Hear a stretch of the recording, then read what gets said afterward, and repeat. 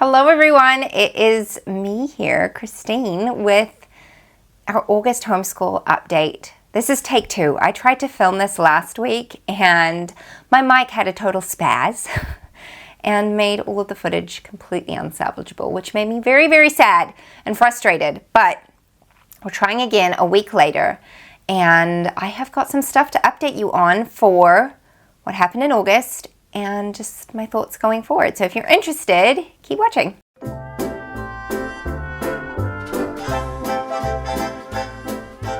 All right, so where do we start? First of all, I think I'm going to do monthly updates from here on out for the rest of the year because our routine just changed so much this year because of the house move that it doesn't make sense to do term updates because like we did 2 weeks on and then 2 weeks off and 7 weeks on and then a week, like it's just all over the show at the moment. So I think what I'm going to do is just month by month updates.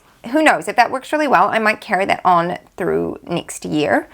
But for right now, we're going to stick with month by month. So I think it makes sense to go chronologically through the month of August. August was a little all over the show because we had just moved into our new home. And we took a week off of school after that because it was just going to be too much to try and do school when nothing was where it was supposed to be. And then we did school for a couple of weeks and then we took a couple of weeks off. And the reason we did that is because my husband had some annual leave saved up that he booked at the beginning of the year. So he doesn't get time off very often. And because the nature of the business he's in, it's just really busy a lot of the year. And so we kind of waited till it was quieter, and then we took some time together as a family to have a holiday. And let me tell you, it was so good. We have not had a good holiday like that in as long as I can remember. We've had like family holidays, but that amount of time, the 2 weeks. Last year, the second week, we all got really, really unwell with a horribly vicious stomach bug, and it really ruined it. It was awful. So it was so lovely to have this time this year. The first week we went away to Auckland, which is a really big city in New Zealand, and I don't love really big cities. I don't love the crowds, the traffic, any of that stuff, but I do love all the things that you can do up there, and that is what we did together as a family.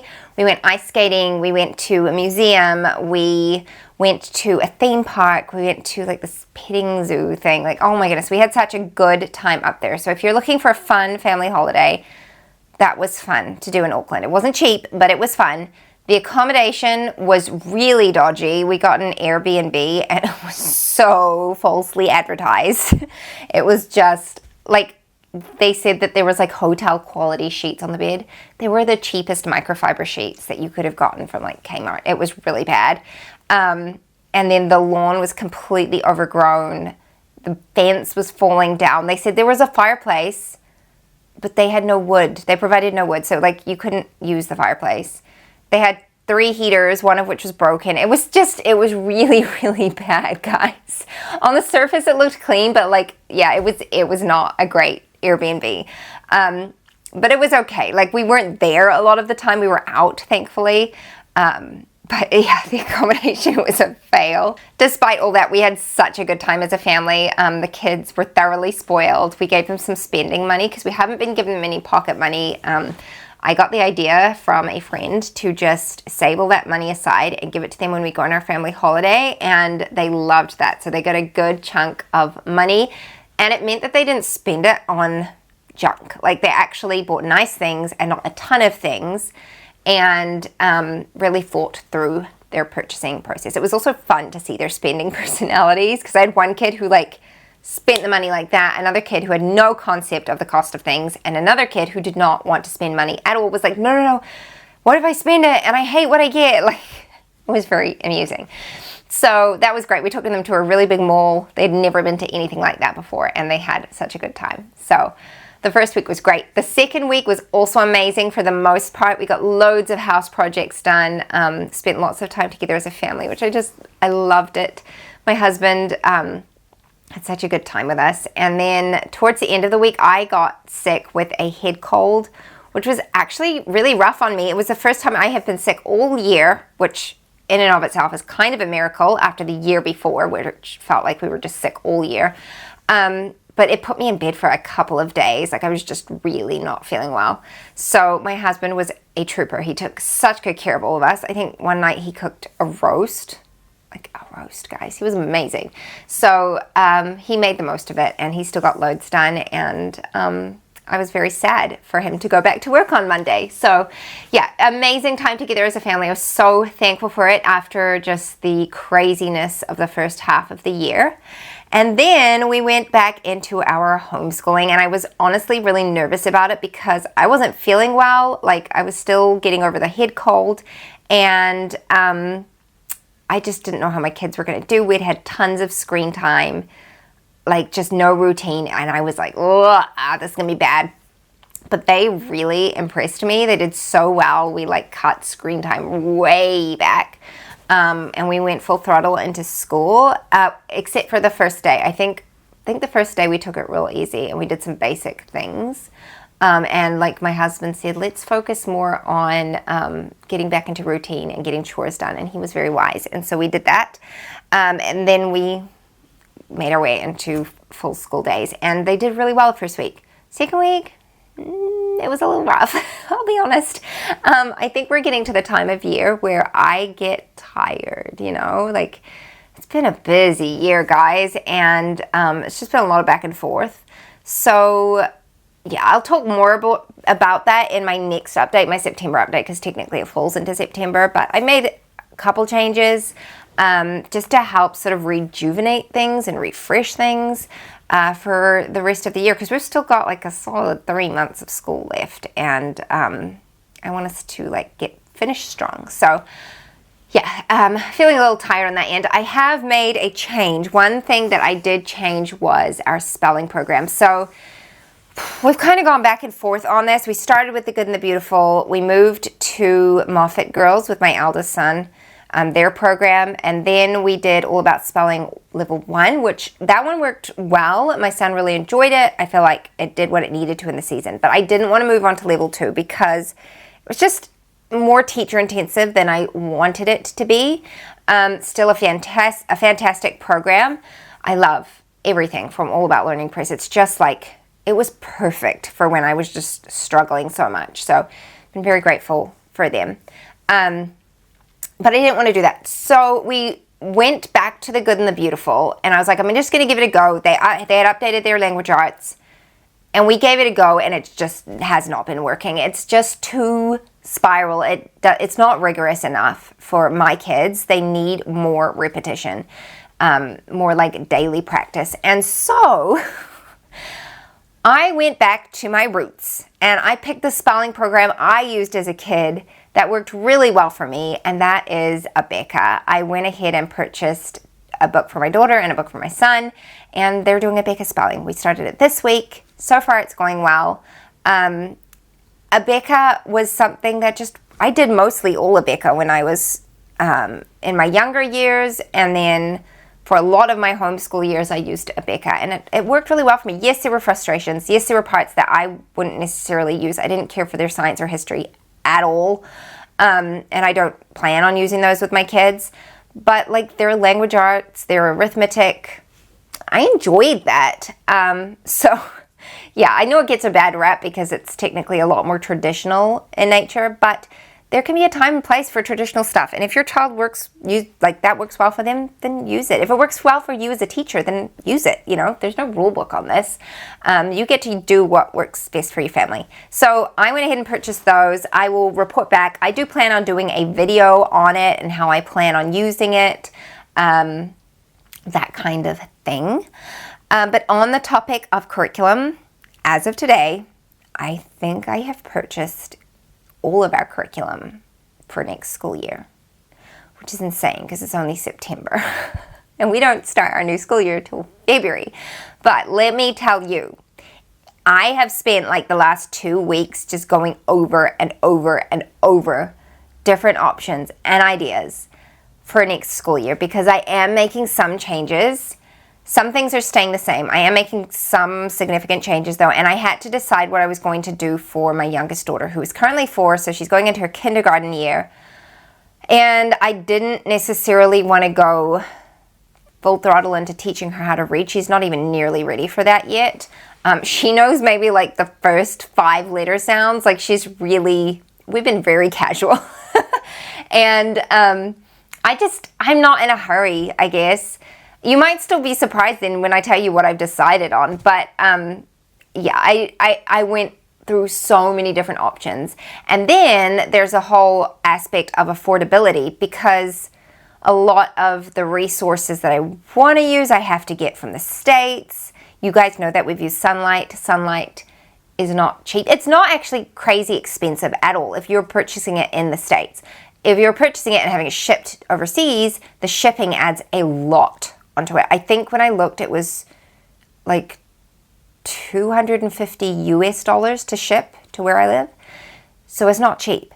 So I've spent the last week going over every possible way that I could save money and still achieve what I want to do. And I am so happy to say that I think I have done it, and I'm really excited. A big helpful thing was eBay and finding a lot of things on there. Like I would say I bought the chunk, like a good chunk of our curriculum off of eBay, and had it shipped to a third party like warehouse in the States, and then they will ship it on to me, because a lot of places, not necessarily eBay, but a lot of curriculum stores will do free shipping within the States. So I have it shipped to there, and then the shipping from that warehouse is a lot cheaper to ship internationally than having to ship direct, in most cases anyway. There might be the rare exception, but in most cases. So I think I made it work. I still have to wait to find out how much it's going to cost to ship it all over here, plus import taxes, that kind of thing. But we'll see how we go. And obviously I will let you guys all know my curriculum picks towards the end of this year. It won't be for a couple of months yet because I have to solidify everything. But I will share that with you once I have decided on everything. Yeah, so I'm like thinking in my mind towards the end of the year. I know it seems kind of premature, but we have a lot of birthdays next month. And in my mind, that's like the end of the year because it's so busy from October onwards that I'm just like, yeah, we're just like hanging on for dear life. So I'm trying to be proactive and get ahead on that, start budgeting for Christmas and like that kind of stuff. Speaking of budgeting and cash flow, some exciting news is that this is probably the last time I'm going to have to film in my bedroom because I have been working on my studio and I'm so excited about it. Oh my goodness, I have got like tradie hands there, which I don't think that's maybe only a... Do you use the term tradie in the States? I don't know, let me know. Tradie, we use it over here. Obviously it's short for tradesman. I've got like rough, calloused hands because I've just been working a lot on it. I'm actually sitting in the chair that's going to be going in there. I purchased this, really exciting. I still need to get a rug. I still need to get a lot of things. So really at the moment, what I'm working on is painting, and we'll have to do lighting at some point. That's not as important right now, but painting everything because it was just like terribly painted and such ugly colors. And it's a very different color palette than I've ever done before because it's very feminine pastel. I felt like I could just have the liberty to do that in that space because it's not part of the main house. It's exclusively my space where I get to work and create and design and all of that. And so that's been really exciting. I am going to be using it as a filming space. I'm so excited to have a permanent filming setup. Like, that's amazing. I really want to get like a proper setup for filming flip through videos for you guys so that it's nice and easy for me because it's just like, oh, it'll be so nice to have like nice lighting and tripod and all that kind of stuff. And then it'll be my editing space as well eventually. That isn't going to happen just yet, but eventually it will be my editing space and my craft space too. I've got a Cricut. I like to sew. I like to crochet. There's a lot of craft stuff that I like to do, and that's going to be where I'm storing all of that. So it really is going to be a creative studio. Obviously, my kids I'll have in there when I want to teach my kids how to sew and do the odd thing like that. But for the most part, it's going to be my room and my space where I don't have to share and I don't have to worry about kids making messes because it's strictly mama's space, which is just crazy. I just can't believe that's happening. So that's really exciting. And it's going to take time because I like to curate a space. I don't like to just throw in a bunch of furniture. I like to look for unique pieces and stuff like that. And a lot of it I get from secondhand stores. I just bought some art prints to put up on the wall in there. I'm toying with the idea of maybe putting some wallpaper in there. I haven't decided for sure yet. So there's still a few things I'm deciding on, but I have a generalized vision for the space and how I want it to look. And then gardening, my husband and I have been working in the garden. He's cut down some trees for me and used the wood chipper so we can stick some wood chips around my vegetable gardens. I've got all my spring seedlings. They'll be ready to go in the ground in a couple of weeks. We might be painting the fence, and by we I mean mostly me, which I don't know how it's gonna happen because it takes so long. So we'll see.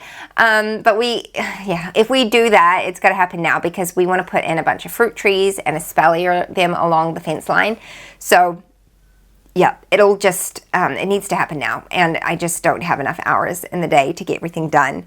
But it's also wonderful to be overwhelmed by these kind of house projects because I didn't know that this would ever happen, and I'm incredibly thankful for it.